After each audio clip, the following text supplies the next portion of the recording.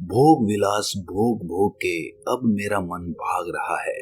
मेरा मन सांसारिक मौज मस्ती और इस भोग विलास से भर चुका है। वो इससे विरक्त हो चुका है। अब उसे इसमें कुछ आनंद नहीं आता। अब वो परमानंद के मार्ग पर चलना चाहता है। ऐसा आनंद जो निरंतर बना रहे और जो किसी वस्तु से जुड़ा हुआ ना हो। ऐसा आनंद, ऐसा मार्ग आज ये कहानी आपको बताने वाली है। ये कहानी ऐसे लोगों के लिए है जो भोग विलास, शराब, सांसारिक सुख सुविधाएं, इनसे जिनका मन ऊब चुका है। ये कहानी उन लोगों के लिए एक मार्गदर्शन होगी।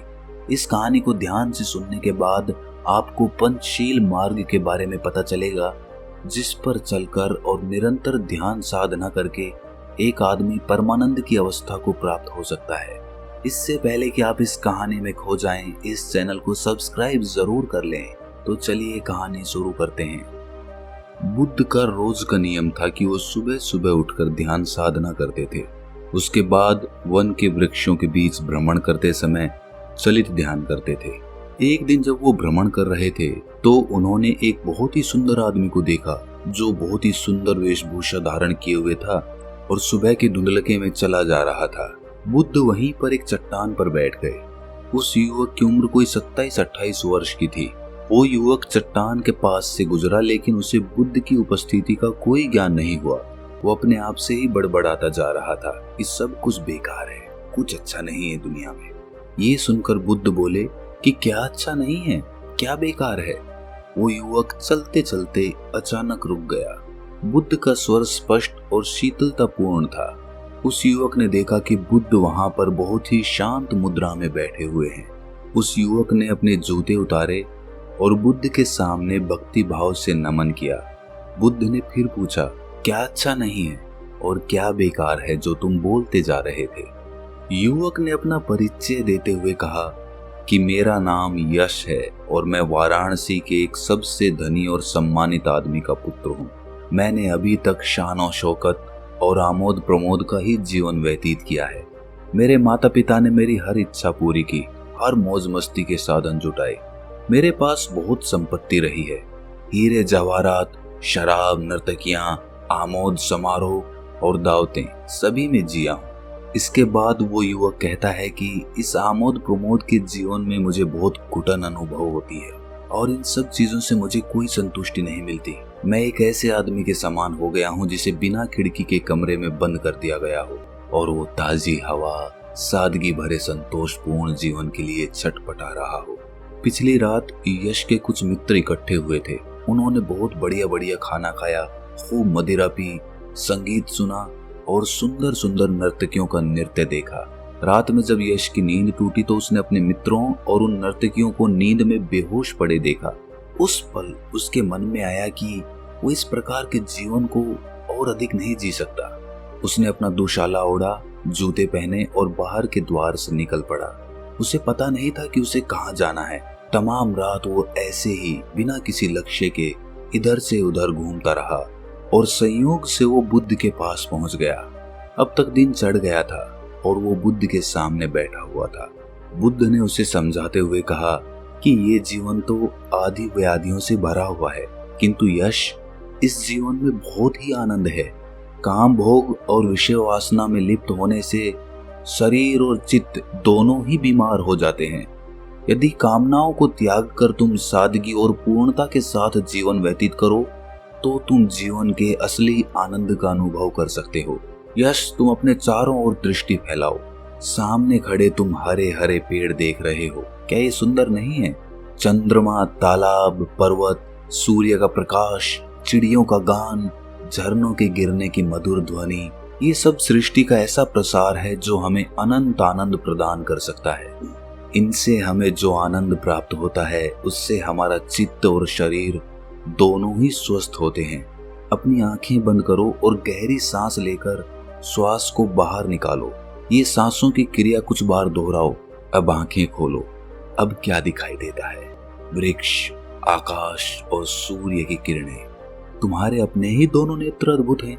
तुम इस समस्त प्रकृति के आनंद के सानिध्य में नहीं रहे हो, इसीलिए अपने चित्त और शरीर से घृणा करने लगे हो।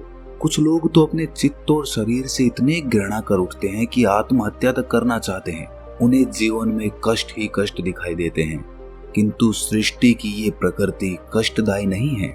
कष्ट तो हमारी जीवन पद्धति और हमारी गलत धारणाओं का परिणाम होते हैं। बुद्ध के इन शब्दों से यश को ऐसा लग रहा था जैसे उसके तपते हृदय पर शीतल ओस की बूंदें गिरी हों। प्रसन्नता से अभिभूत होकर वो बुद्ध के चरणों में गिर पड़ा और उनसे अनुरोध किया कि मुझे अपना शिष्य बना लीजिए। बुद्ध ने सहारा देकर उसे उठाया और कहा कि एक भिक्षु को अत्यंत सादगी और विनम्रता का जीवन जीना होता है। उसके पास कोई धन नहीं होता, उसे तो बस घास फूस की झोपड़ी में या वृक्ष के नीचे सोना होता है। उसे भिक्षा में जो कुछ मिलता है वही खाता है और दिन में सिर्फ एक बार भोजन करता है। क्या तुम ऐसा जीवन जी सकते हो?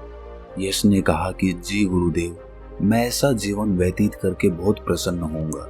इसके बाद बुद्ध ने आगे कहा कि भिक्षु को अपना चित्त और शरीर मुक्ति की प्राप्ति में लगाना होता है, जिससे वो अपनी और समाज की सहायता कर सके।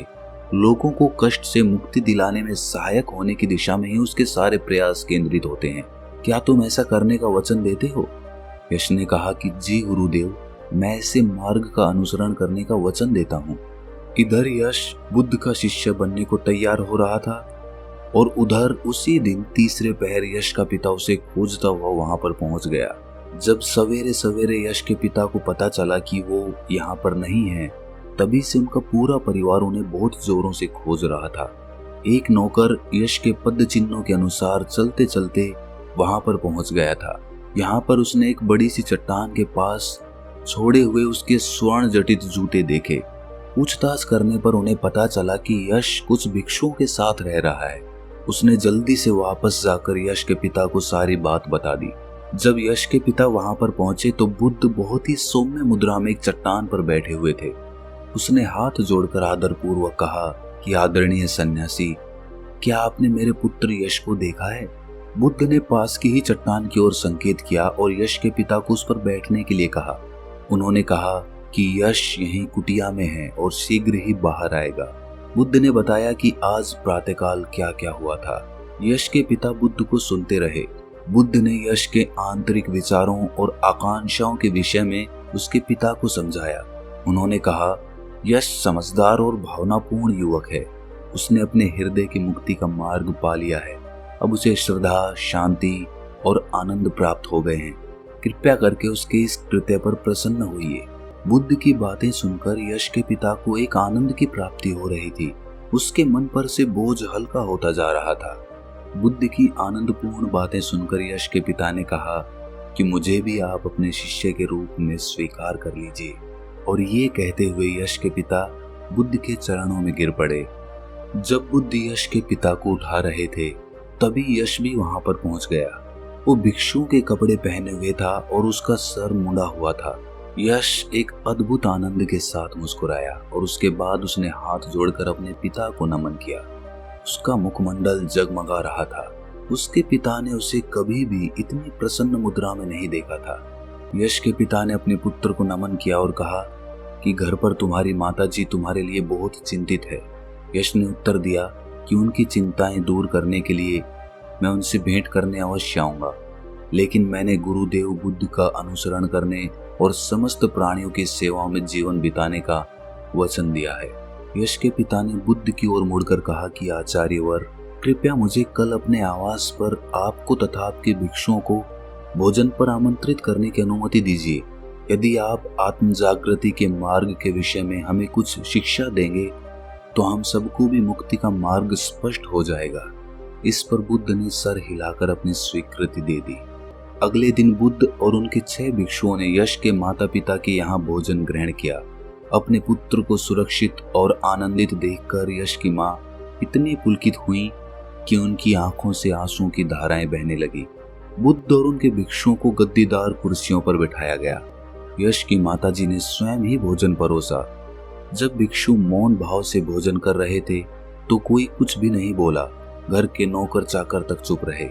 जब भोजन समाप्त हुआ और भिक्षा पात्र धो लिए गए तो यश के माता पिता ने बुद्ध को प्रणाम किया और उनके सामने नीचे आसनों पर बैठ गए। बुद्ध ने अपने उपासकों की साधना के आधार पर पंचशीलों की शिक्षा उन्हें दी, जो इस प्रकार थी। इसका पहला शील है अहिंसा। प्रत्येक प्राणी मृत्यु से भयभीत रहता है। यदि हम परस्पर समझ और प्रेम का मार्ग सच्चे हृदय से अपनाते हैं, तब हम इस सिद्धांत का पालन कर सकते हैं। हमें मानव जीवन की ही नहीं, पशुओं और प्राणी मात्र के जीवन की भी रक्षा करनी चाहिए। इस नियम का पालन करने से दया भाव और ज्ञान का उदय होता है। दूसरा शील है अचौर्य, अर्थात चोरी नहीं करनी है। हमें किसी की भी संपत्ति चुराने का अधिकार नहीं है और ना ही किसी अन्य के श्रम का लाभ उठाकर धन प्राप्ति का अधिकार है। हमें ऐसा मार्ग खोजना चाहिए जिससे दूसरे लोगों को अपने पैरों पर खड़े होने में सहायता दी जा सके। तीसरा शील है इंद्रिय भोग से वृत्ति। दूसरे लोगों के अधिकारों और मान्यताओं का उल्लंघन नहीं करना है। पत्नी सदैव अपने पति के प्रति और पति अपनी पत्नी के प्रति सदैव निष्ठावान रहे। चौथा शील है असत्य भाषण से विमुक्ता। ऐसे वचन मत बोलो जिसमें सत्य को तोड़ मरोड़ कर पेश किया गया हो, या जिससे दो हृदयों में वैमनस्य या घृणा जागृत हो। जिस बात के विषय में आप खुद निश्चित ना हो, ऐसी खबर दूसरों को भी ना दें। पंचम शील है मदिरा या अन्य उत्तेजक पदार्थ का सेवन ना करना।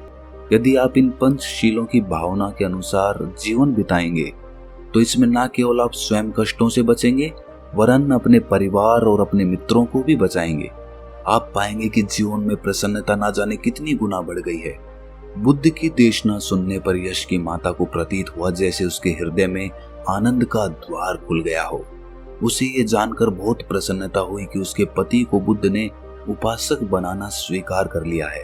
वो बुद्ध के सामने हाथ जोड़कर प्रणत हुई। बुद्ध ने उसे भी उपासिका के रूप में स्वीकार कर लिया। इसके उपरांत बुद्ध और उनके 6 शिष्य वापस लौट गए। तो दोस्तों, कैसी लगी आपको ये कहानी कमेंट सेक्शन में जरूर बताएं, और अच्छी लगी तो चैनल को सब्सक्राइब जरूर कर लें। तो मिलते हैं अगली कहानी में, तब तक के लिए अपना ख्याल रखें।